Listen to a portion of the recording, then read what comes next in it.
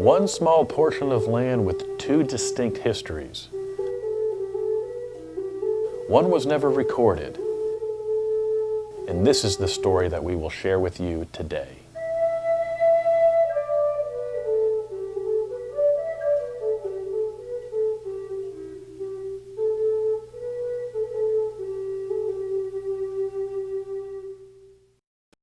Welcome to the village of Mariemont. This quiet hamlet, located in the southwest corner of Ohio, appears to have roots running deep into history. Mariemont, however, is a 20th century concept. Mary Emery's vision and generosity, coupled with the talent of town planner John Nolan, produced this village in 1923. The unmistakable fact that Mariemont would overlay the site of an ancient village would not be forgotten.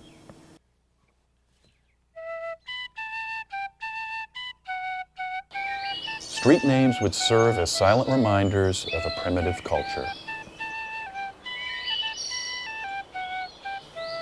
An outdoor Indian museum was designed by John Nolan to commemorate the long-gone people, but was not built with the initial landmark projects.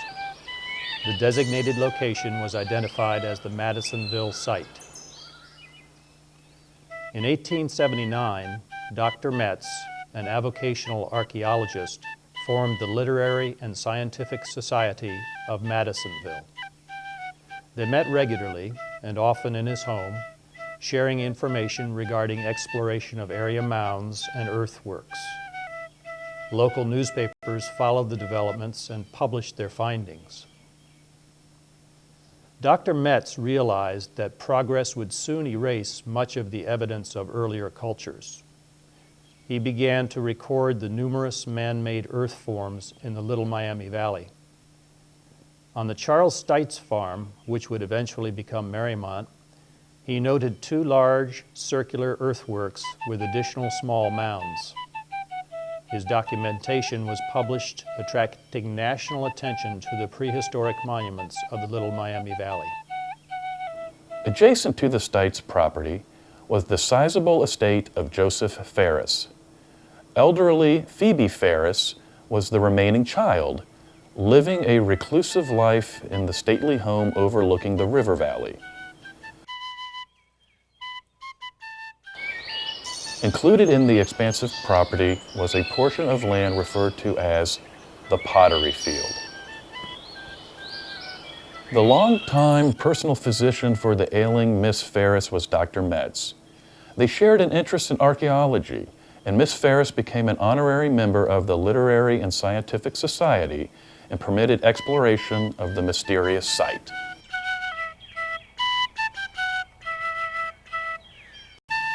Frederick Ward Putnam had been named curator of the Peabody Museum of American Archaeology and Ethnology at Harvard University.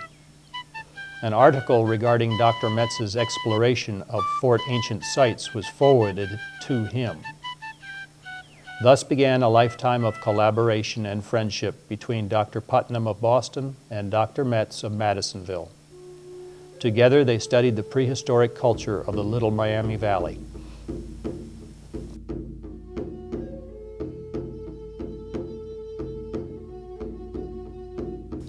For 2 years, the Literary and Scientific Society had been exploring the pottery field. In 1881, Dr. Putnam visited the site and arranged to pay a portion of excavation costs in return for a share of their findings. 12 years later, Dr. Putnam displayed the Madisonville site artifacts at the renowned Chicago World's Columbian Exhibition. 4 years later, in 1897, Dr. Metz notified the Peabody Museum that Phoebe Ferris had bequeathed 25 acres for the continuation of their work.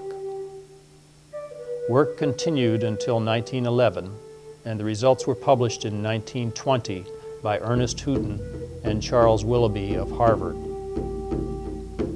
Subsequent authors such as James Griffin, Wes Cowan, and Penelope Drucker help us understand the people who share history with this village.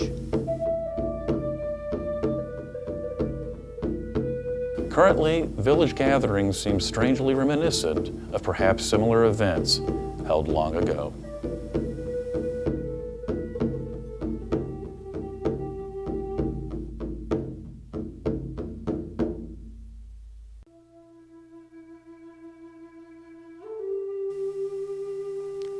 The last ice age ended approximately 11,500 years ago. The powerful Wisconsin Glacier had cut and gouged its way across 2/3 of Ohio, changing the topography and redirecting the course of rivers. Ocean levels dropped and a land bridge emerged between Asia and North America. Mankind crossed the Bering Strait. These hardy nomadic people, called Paleo-Indian, were skilled hunters, and they moved in search of huge Ice Age game, now extinct.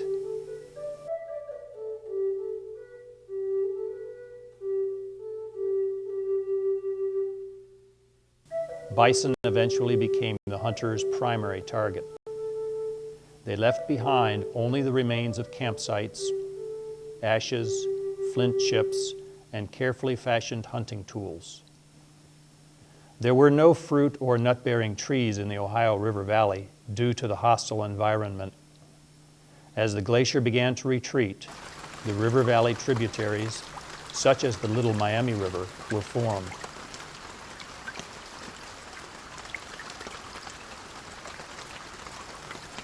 These small waterways created the drainage system for the Little Miami Valley.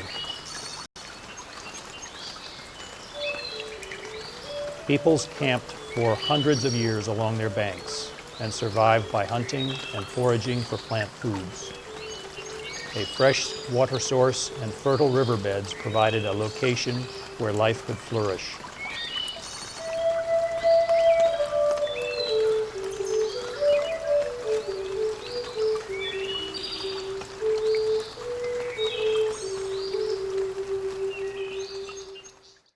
The bluff overlooking the Little Miami floodplain suited the early arrivals.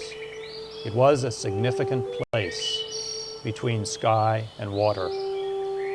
The elevation provided a lookout for danger and opportunity.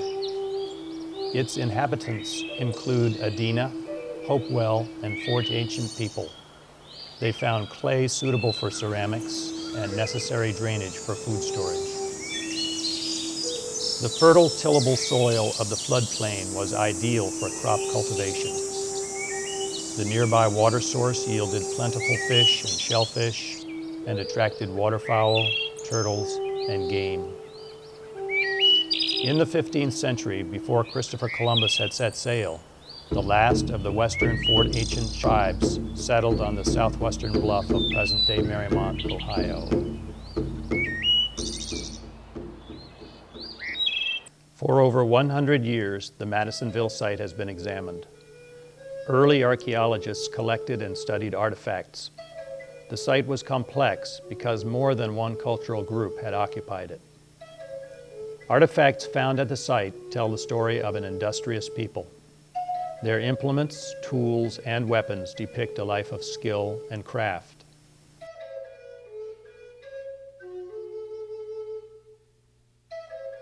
They subsisted by means of simple cultivation, hunting, fishing, and gathering. The tribe was most vulnerable during the winter months when all nature was at rest. Survival required storage of surplus grain in large underground pits. The cache pits were waterproofed with a carefully prepared combination of twigs, grasses, skins, and matting. Grain could be stored underground for a year or more.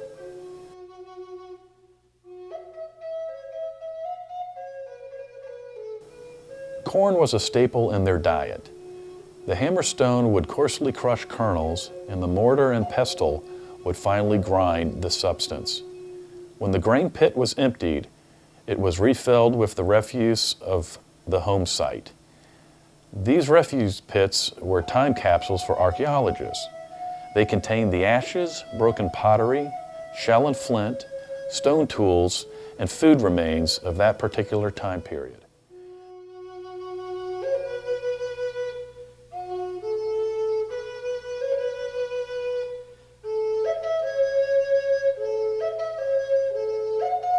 Using these remains and new techniques, radiocarbon testing, data revealed the Madisonville site had been occupied for hundreds of years, probably not consistently, and by different peoples with different traditions. Pottery followed the introduction of agriculture. It was the most abundant of all artifacts found. The large number of vessel fragments of varying sizes indicates the abundance of vessels in use and the long occupation of the site.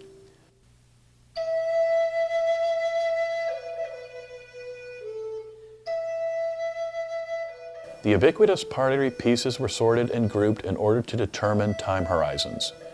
Methods of tempering and decorating the clay were two obvious means of classification.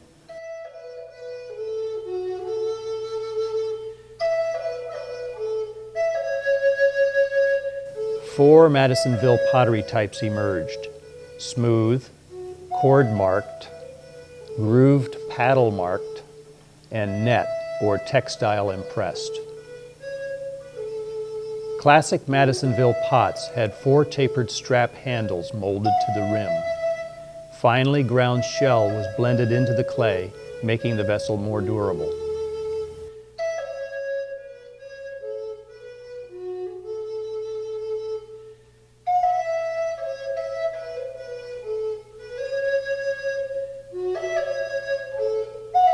The neck was smooth and the lip or rim was usually notched. The beauty of a piece rests in the inherent purity of its form.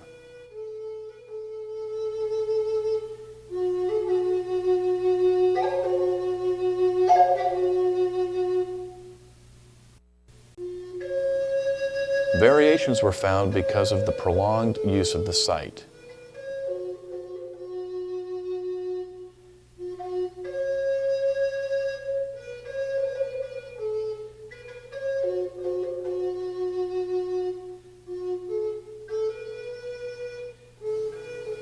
Early pottery from the site was notably different. It contained coarse and sandy shell tempering with applied or attached rim strips and decorated necks.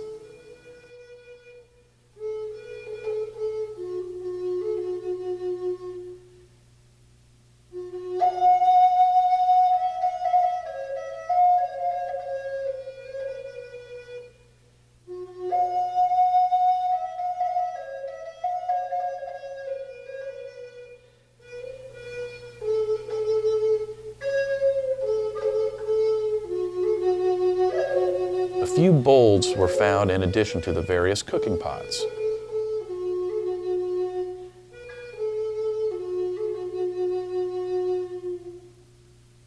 The bow and arrow made hunting more efficient.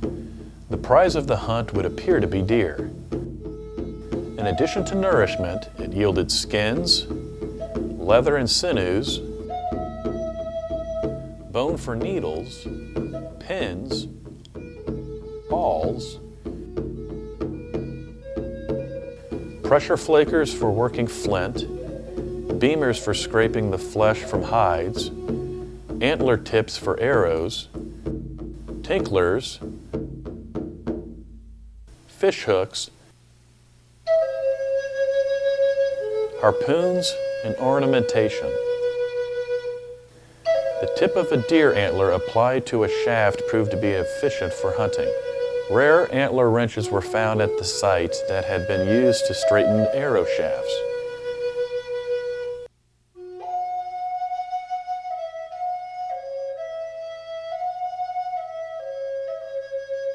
Animal bones were used as musical rasps and tinklers. Long bird bones were carefully drilled to make flutes.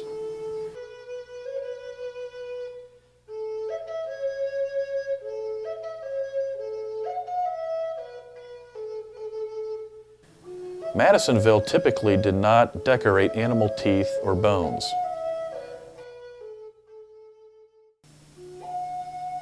Mussel shells proved to be eminently useful as spoons, scoops, scrapers, or hoes for cultivation.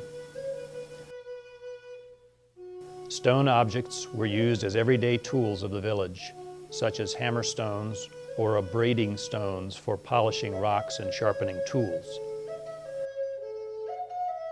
Great pride was taken in their perfectly formed axes and adzes. These tools were used by men for clearing land and chopping wooden house posts. Flint was hard and took a sharp edge.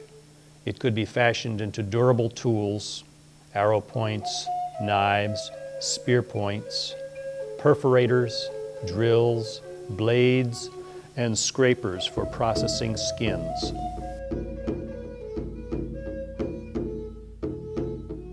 An early observer of the Madisonville artifacts found the chipped adze and the discoidal stones used for playing games to be notable items found at the site.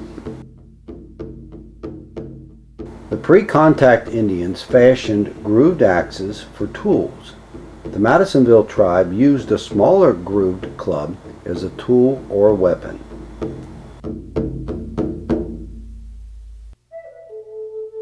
As early archaeologists unearthed the dormant culture, they noted various features such as hearths and refuse pits, but they did not include housing post molds.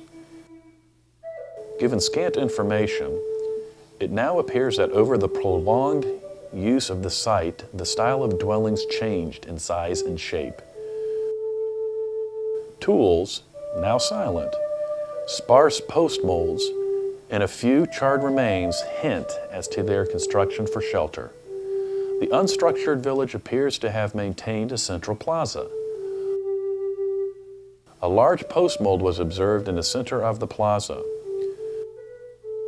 3 housing types have been identified at the Madisonville site: rectangular wall trench, circular semi-subterranean, probably rectangular pole frame. Each is thought to be from a different time period, according to Dr. Penelope Drucker. Only the 8 to 12 circular structures had associated artifacts such as pottery shards. The pottery had decorated necks, some with sandy texture, indicating an early to middle Fort Ancient time horizon, Dr. Drucker noted. The rectangular post hole structure was commonly observed at other late Fort Ancient sites. The size of the post mold helps to estimate the structure size. It is likely that the frame was covered with skin mats, bark, and thatch which have disappeared with time.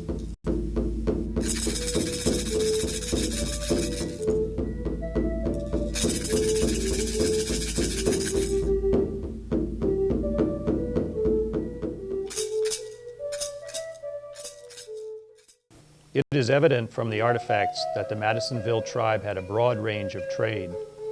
Materials such as cannel coal from the northeast were present, as well as redstone from the northwest. Marine shells from the south were found. Unique items and representations typically found elsewhere, such as a face pot, were unearthed at this site. The presence of corresponding copper badges at the Madisonville site and other autonomous Fort Ancient settlements indicates an extended range of communication or alliance. Smoking pipes from the site revealed marked variation of material and style.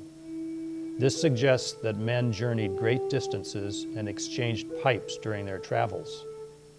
The most common style was the disc pipe. They smoked tobacco. Pipes and medicine bundles were only associated with men. Rolled copper fragments, blue glass beads, small bits of iron, and brass indicate direct or indirect contact with European settlers. These few notable items of metal and glass alter the designation of the tribe from prehistoric to proto-historic. The late prehistoric inhabitants chose the edge of the bluff for burials. Initially, they seemed to have unity in the tradition of providing a vessel containing provisions for those departing this life. Over time, the traditional vessels were replaced with personal items or attributes such as pipes, medicine bundles, and ornamentation.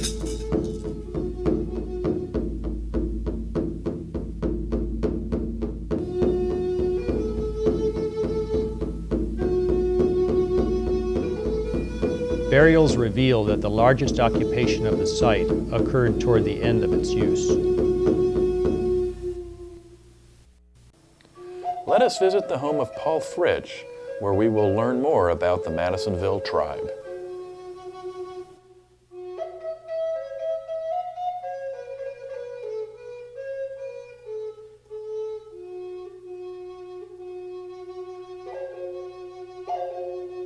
I'm Paul Fritsch from Cleves, Ohio, and this is mine and my wife's collection.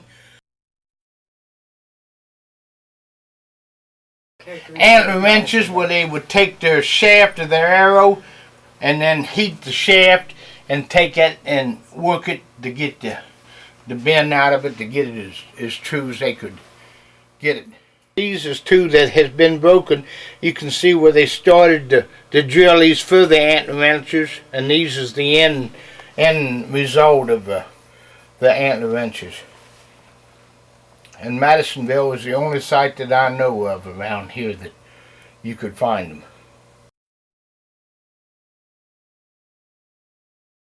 Deer leg beamers. And this is a beamer. What they use them for? Scrape hides and stuff. They would, take them and put them over a log, and they're a deflesher to scrape the hides off of them. And then they warm them till they warm in two, and then they made awls out of the other parts. Awls and a musical rasp. But Madisonville, you see any of them around here, anybody's got them, they have to come from Madisonville. This is always made out of a turkey leg, where they took it and poked holes in hides and stuff like that. This one had been in a trash pit that had been burnt, but it's not, it just simmered and molded in the fire, and that's like that. And Madisonville is one of the few sites that had tallies on their awls. These is the ends of deer antler, where they broke off the antler and then scarred them and broke them off and then drilled them for arrowheads out of deer antler. They took them and put pitch in there and glued them on.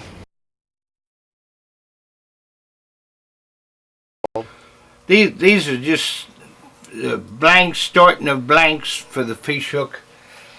But see, now State Line did them, well, like those, where Madisonville drilled a hole in a lot of them and did it. Each area made the same thing, but they had different processes. What there is there now? It's just a deer leg bone, a deer leg where they cut the end. They're probably cutting this down to work it down into this period. And Madisonville drilled a lot of the fish hooks. And this is a bird bone. A lot of hooks is made out of either they're bird bone hollow, or they're made out of the ends of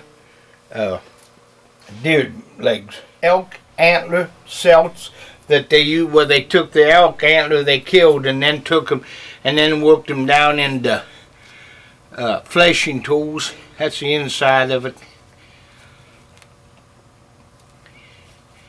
Those is all elk bones.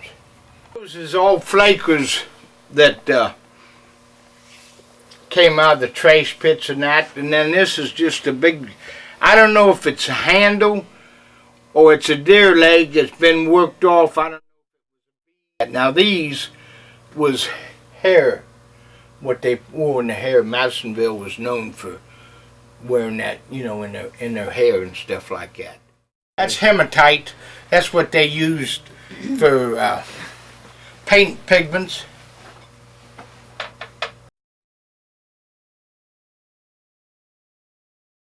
Those is pipes in Madisonville, come out of some of the trash pits. This one's all engraved, and it's there's a bowl and a stem, but it's a frog pipe. You can see the eyes and the mouth.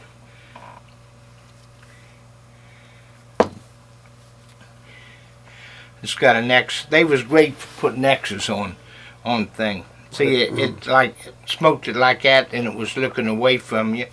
And this is just a pipe with X's on it. what they call a bowl pipe. It's got X on each side of it. It's got tallies on the top of it.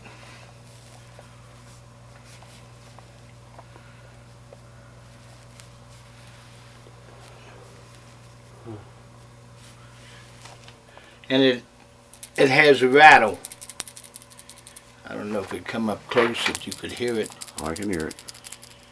But it's usually most of them that rattled like that was effigy heads of all different types of animals. But that's the only ball that I've ever seen. That makes all the difference in the world that you can touch stuff.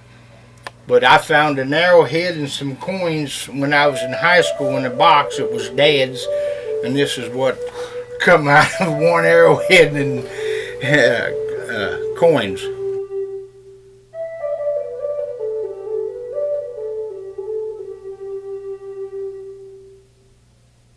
Next, let's listen to Dallas Burton as he shares one of his experiences at the Madisonville site.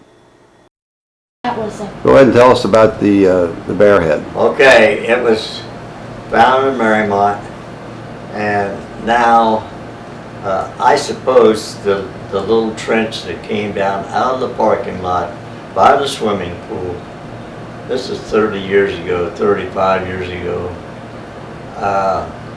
I was walking down the creek, and I always walked up that, what we call a gully.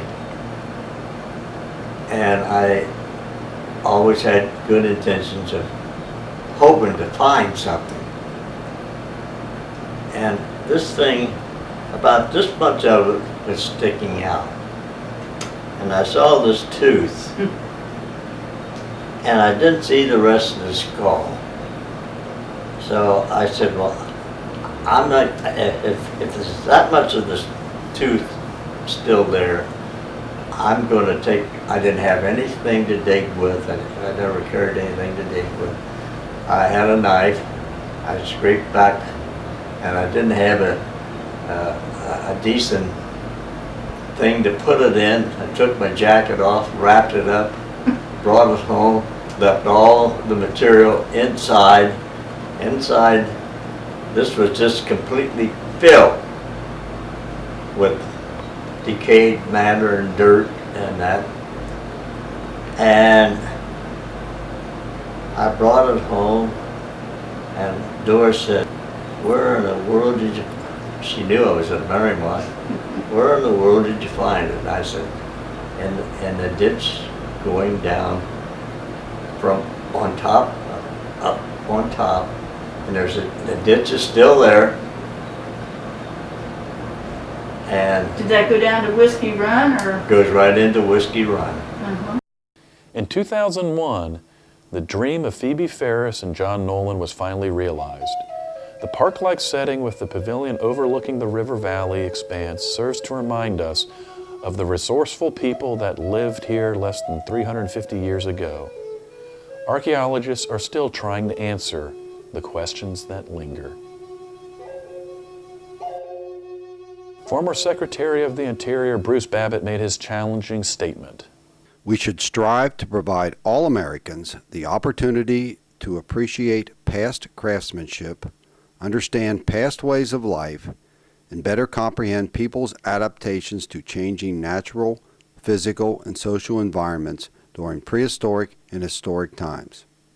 Archaeological collections and associated records should be cared for and used to further public education. Many, many moons ago, when the bison roamed, people settled on this soil, called this place their home. Life was hard and quite unsure, but they had learned they could endure. They were the tribe that had no name, now called Madisonville. Planting crops and working clay, they fished and hunted every day. Strangers looked at every turn.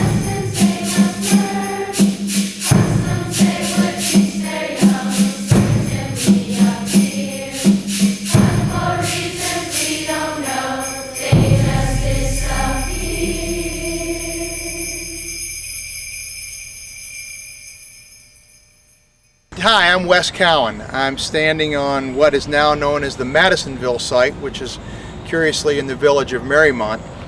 In the summer of 1878, Dr. Charles Lewis Metz, a physician from nearby Madisonville, drove over in his buggy looking for Indian artifacts and discovered them here on this plateau overlooking the Little Miami River. Over the next several years, he and his colleagues, who called themselves the Madisonville Literary Society, discovered literally thousands of artifacts here from what was the village of Native Americans here in Ohio for hundreds of years. This site ultimately became known worldwide as an important archaeological discovery and was a training ground for a whole generation of American archaeologists through the auspices of the Peabody Museum at Harvard University. Today, artifacts from the Madisonville site are in nearly every major museum in the United States and many in Europe. It's a tribute to the village of Mariemont that the site today has been preserved after so many years of neglect. And it's a tribute to the people who live here to have this marvelous green space still preserved.